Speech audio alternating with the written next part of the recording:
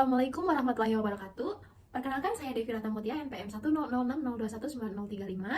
Saya dari Fakultas MIPA, Prodi Matematika. Saya akan mempresentasikan hasil penelitian saya yang berjudul Implementasi Sistem Pendukung Keputusan Pemilihan Menu Makanan Terbaik untuk Penderita Gastroesophageal Reflux Disease (GERD) dengan menggunakan metode TOPSIS. Selanjutnya terdapat pendahuluan. Sistem Pendukung Keputusan atau SPK ini merupakan penerapan sistem informasi yang dirancang untuk membantu pengguna dalam mengambil keputusan dengan menggunakan model matematika.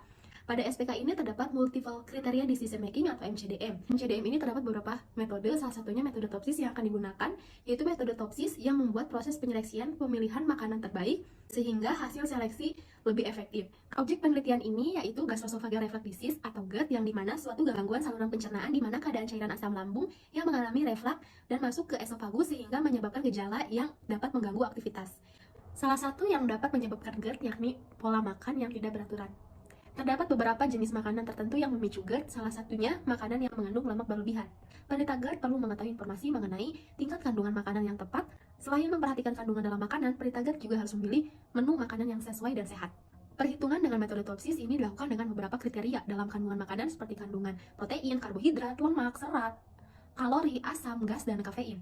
Pada metode TOPSIS ini digunakan alternatif terbaik yang didapat dari hasil solusi ideal positif dan negatif, sehingga membantu para penderita GERD untuk mengambil keputusan untuk memilih menu makanan terbaik untuk mencegah terjadinya asam lambung naik. Selanjutnya terdapat metode penelitian. Data yang digunakan jenis makanan yang terdapat dari bidang ahli gizi, buku-buku gizi, situs website ahli gizi, dan Kementerian Kesehatan Republik Indonesia. Data kandungan makanan didapat pada aplikasi PESIKIT dan data Kementerian Kesehatan Tabel Komposisi Pangan Indonesia. Data kriteria beserta bobot skor terdapat dari hasil wawancara dengan ahli gizi, lalu terdapat dari sumber referensi dari Peraturan Menteri Kesehatan Republik Indonesia Nomor 28 Tahun 2019 tentang angka kecukupan gizi yang dianjurkan untuk masyarakat Indonesia, dan buku pedoman nilai gizi makanan pada tabel komposisi pangan. Hasil dan pembahasan. Data yang digunakan adalah data kandungan gizi pada makanan sesuai dengan rentang bobot kandungan yang terdapat dari aplikasi PESIKRIT. Data alternatif yang digunakan sejumlah 25 data alternatif menu makanan dengan 5 jenis kelompok makanan. Salah satunya terdapat menu sayuran, makanan pokok seperti pada tabel berikut. Selanjutnya ada menu lauk pauk, menu minuman, dan menu dessert seperti pada tabel berikut. Selanjutnya terdapat data kriteria. Terdapat 8 kriteria diantaranya kandungan protein, karbohidrat, lemak, serat, kalori, asam, gas, dan kafein. Di sini terdapat atribut yaitu benefit dan cost. Benefit ini pengambilan keputusan yang dimana yang menghasilkan nilai maksimum dari seluruh nilai alternatif, sedangkan cost ini pengambilan keputusan yang menghasilkan nilai minimum dari seluruh nilai alternatif. Untuk bobot kriteria 3 pada protein, serat, kalori, dan karbohidrat ini merupakan kandungan yang memiliki tingkatan yang cukup dan seimbang. Sedangkan untuk bobot kriteria bernilai 4 ini merupakan kandungan yang memiliki tingkat risiko terjadinya GERD dan dihindari. Sedangkan bobot kriteria 5 ini merupakan kandungan kafein karena kandungan tersebut ini dihindari oleh penderita GERD karena risiko terjadinya sangat tinggi. Selanjutnya, langkah-langkah perhitungan metode TOPSIS. Yang pertama, mencari materi keputusan ternormalisasi. Perhitungan materi keputusan ternormalisasi ini dilakukan dengan mengikuti persamaan sebagai berikut. Materi keputusan ternormalisasi disusun dari peringkat kriteria setiap alternatif terhadap suatu kriteria. Dengan data yang digunakan yaitu data X1, yang dimana ini merupakan data dari setiap alternatif atau setiap jenis kelompok makanan. Perhitungan peringkat tiap alternatif dengan 25 alternatif menu makanan pokok dengan 8 kriteria dilakukan dengan mengikuti persamaan sebagai berikut, dan hasilnya dapat dilihat pada tabel berikut. Mencari materi ternormalisasi terbobot Y. Menentukan materi ternormalisasi terbobot Y dengan YIJ merupakan elemen penilaian bobot ternormalisasi. Data bobot kriteria yang digunakan dengan hasil peringkat kinerja setiap alternatif RIJ, lalu hasil dari YIJ ini direpresentasikan ke dalam bentuk materi ternormalisasi terbobot Y dengan rumus sebagai berikut. Dari solusi ideal positif dan negatif dengan rumus sebagai berikut, sehingga diperoleh solusi ideal positif pada menu makanan pokok, sayuran, lauk pauk, dessert, dan minuman dapat diperoleh dan dilihat pada hasilnya sebagai berikut.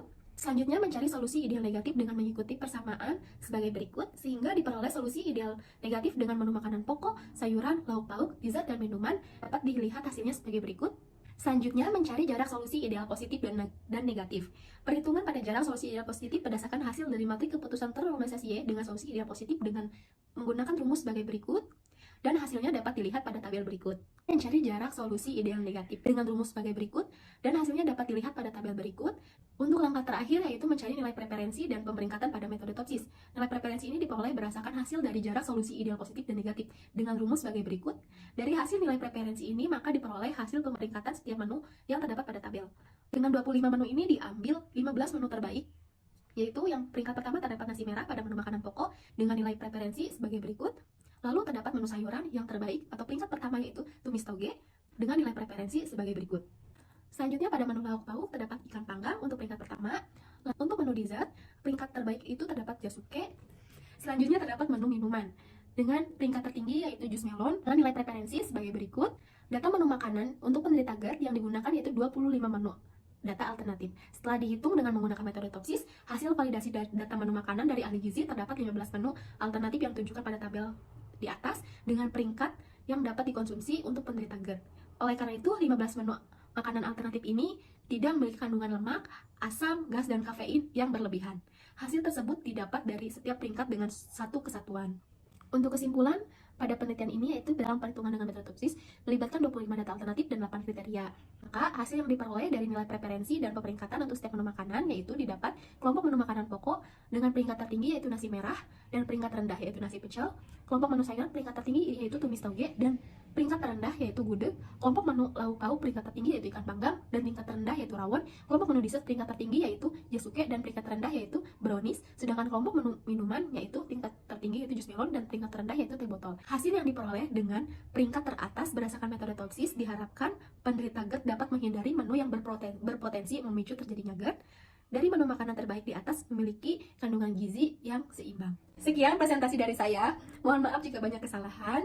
Terima kasih. Wassalamualaikum warahmatullahi wabarakatuh.